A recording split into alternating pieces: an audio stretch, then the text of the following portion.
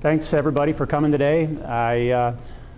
Before I get started on understanding business valuation, I just want to tell you a quick story about why I'm so passionate about the work I do. It was the year 2000. I was sitting in my doctor's office. I was 35 years old. He comes walking in, he sits down, he says, "Tom, you know those chest x-rays we took? Well, you got spots on your lungs. We're going to have to send you to a specialist to get this looked into further."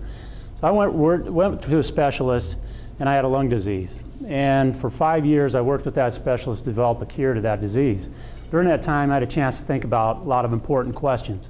What would happen to my business if I died? How much was my business worth? How would my wife get paid that value? And how would that be enough money for my two small children to raise my two small children?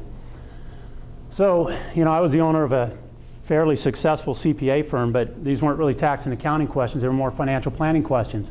I called my financial advisor and he said, "Well, I manage your investments, but I don't know anything about business valuation, succession planning, any of those sorts of things." I looked around, and like most business owners, you find there's not a lot of people out there helping you with those sorts of challenges. So that's when I decided that I was going to become the very best financial advisor at helping business owners to overcome those sorts of challenges. One of the first things I found out was 98% of businesses are closing due to death, disability, divorce, or distress. Only 2% of business owners are succeeding at overcoming those challenges and going on to achieve everything that's important to them. I call that the 2% Club.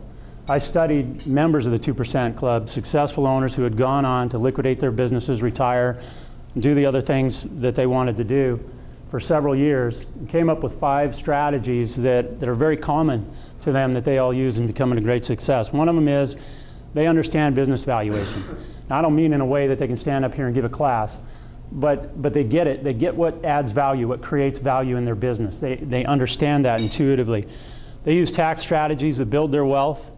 They develop investments outside their business, and they stay informed about exit and succession planning. Finally, they use a wealth management approach to managing their financial affairs.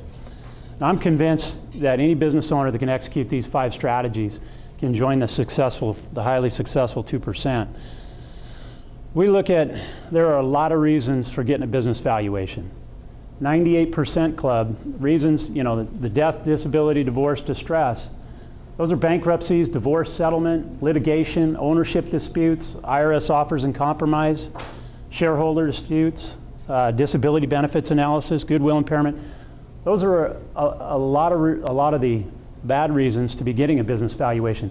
The good reasons to be getting a business valuation have to do with building the value of your business, wealth building tax strategies, asset allocation and risk management, exit or succession and purchase and sale, and then management of your financial affairs. We're going to talk about the good reasons for valuation. Our current practice, we have 6 certified valuation analysts.